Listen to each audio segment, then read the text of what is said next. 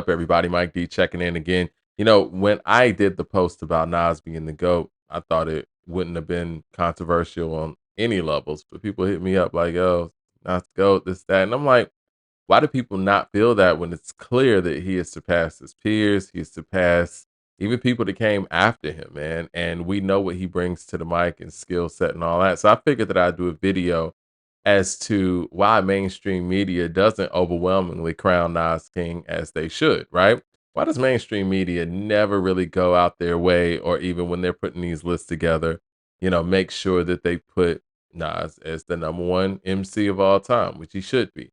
Well, I had a couple of reasons, and maybe you guys, can give me some insight as well in the comment section and let me know what your opinions are on it. But one of the things that I believe is the fact that Nas doesn't really have an overwhelming level of low vibrational negative material and just a negative persona altogether, right? He doesn't really have that negativity in his background that you could pick from and that you can actually exploit and make it seem like that is the standard of hip hop. Nas comes from the 90s era of hip hop, and the 90s era of hip hop had a certain aesthetic, right? Everybody had to be, have some level of street credibility. You know what I'm saying? Everybody had to have some level of edge. Now, Nas had that, but he also was, speaking poetically from a different standpoint. Like he was, speaking from that observer standpoint as opposed to that person that was actually out there doing whatever, whatever. You know what I mean? And I think that, when it comes to propelling you into that mainstream success, or that mainstream goat status, they want to be able to have that type of story with you as opposed to just your overall talent being what it is, right? So I do think that the fact that they don't have that negativity that they were able to have on, hate to say it, on Pac, on Big, on Jay, even to actually harp on. I mean, they kind of make it seem like this person doesn't exist in that. I think the other reason, one of the other reasons I think is, again, piggybacking on that, is the knowledge that puts forth. Nas is about knowledge. He's about teaching. I mean, you even see that on Ray's album with Omerta. Like he is about the educational side of emceeing. Now, granted, he can do some of the other things as well. He's done it all, but him and Pac, they were about teaching. Now, Pac had one extreme as well, but you even see it in Pac's legacy and in his career. When you see the mainstream harp on Tupac Shakur, what Tupac do they harp on? They harp on the death row Pac. They don't harp on the Brenda's Got a Baby Pac or the keep your head up Pac. They harp on literally 8 to 9 months of his life because he wasn't even on Death Row Records for a full year. But if you look at mainstream media, you would think that that was the bulk of his career, and it wasn't.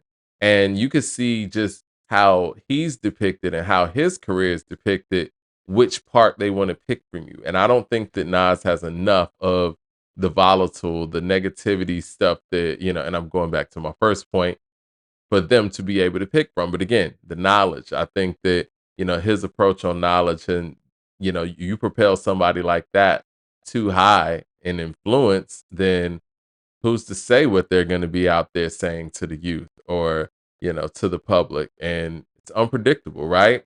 And that's very important to Nas. And Nas's mother was an educator as well. And he read a lot of books as a youth, from his father.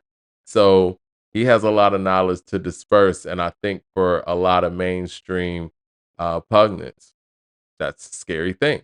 So that's one of the other reasons. Other reason, he's low media. Like you can't be a media darling if you don't talk to the media, if you don't do media, if you don't go out there and be that voice in the media where they can get you to do this, that, and get you to endorse for this and that. He's never been that.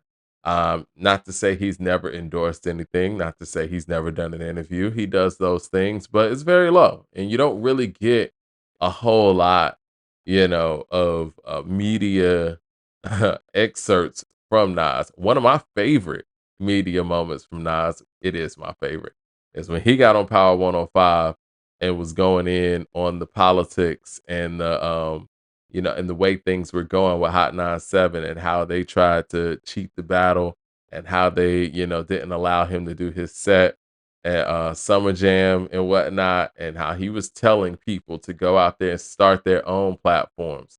Messaging like that will turn mainstream media against you and your wave. I mean, we've seen it even when his albums drop, as of recent. They'll act like these albums didn't exist. They'll act like these albums, didn't happen. They won't get a review. And the public is like, yo, what's up? Where's the magic review? You don't get that. And I think at this point, you know, you're seeing the effects of, someone who the media is just not going to acknowledge. The fans have forced the media to acknowledge Nas somewhat. And I think that right there is telling in itself, right? Um, his messaging, even on that Power 105 interview, I'm gonna go back to that. If you listen to that interview, this is somebody that the machine is not going to, make everyone's goat, right? And they're not going to put him number one on lists because it goes against their agenda. And at that time, you could clearly see that their agenda was clearly against him. I am of the mindset, and I'm not, I don't want to be a super conspiracy theorist or anything like that. But I do think that it was incentivized at that time for Jay-Z to really go at Nas, take him off of, whatever throne at the time and be the undisputed king of New York. I think the mainstream media wanted that, and Hot 97 at the time really showed how invested they were in it when they had a radio show where Jay was up there.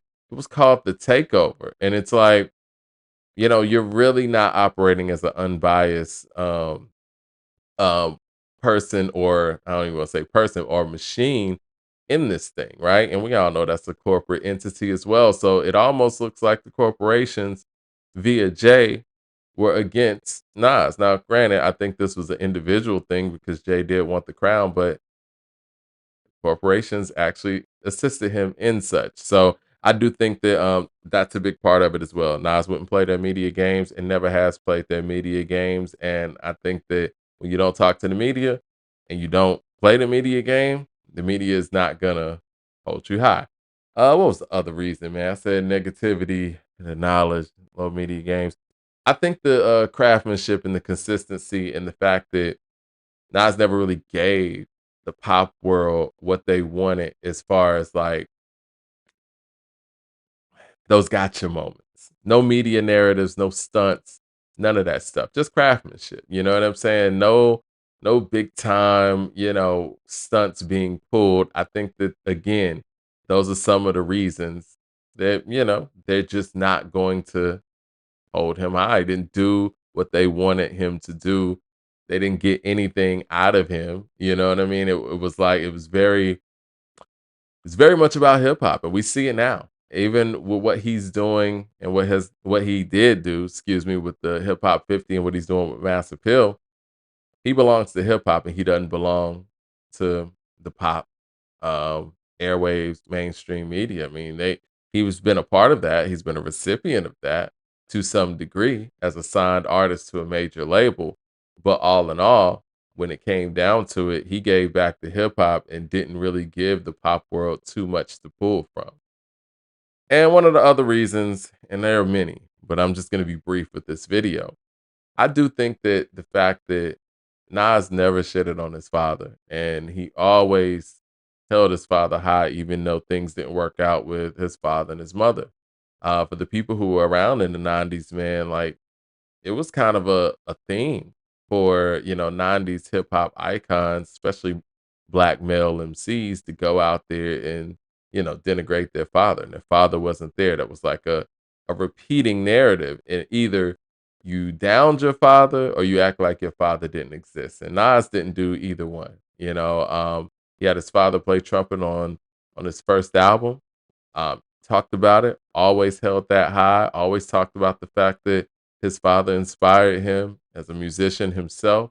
I mean, you even have records like Papa Was a Player, and it's funny that that didn't even make the album, and he wasn't even shitting on him on that either. And I think that when you do have that level of foundation from a father, from a male um, from a male perspective and role model, the mainstream media just doesn't like that. And I think that's one of the things that really separated him from his peers at that time as well. But there's so many reasons.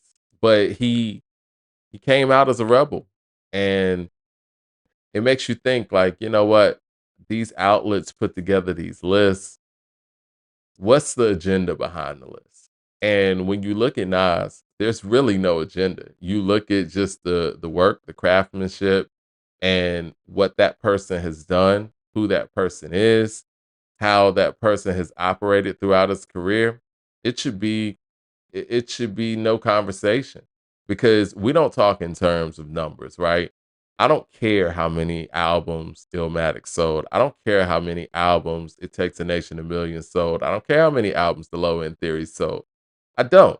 It doesn't matter. It's the music. And if we kept that same energy when it came to the craftsmanship of the individual and the person's career, it should be no question, man. Like it's not even a outlandish, excuse me, statement to say that Nas is the GOAT. And really, at this point, the separation is getting further and further. And the only thing that can get between that is agendas. And anybody who doesn't have him at the top of the list and you're trying to be objective, because this is what we're doing here on this platform. We're talking objective hip hop. We're talking hip hop objectively. And if you're being objective, based on what's been done, man, there's no way you can't say that Nas has earned that spot to be the greatest MC of all time. But let me know if I'm wrong, and let me know if you think there's some other reasons why, you know, somebody else should be ahead of him, or why, you know, the mainstream media doesn't put him in number one. All right, talk to you guys soon.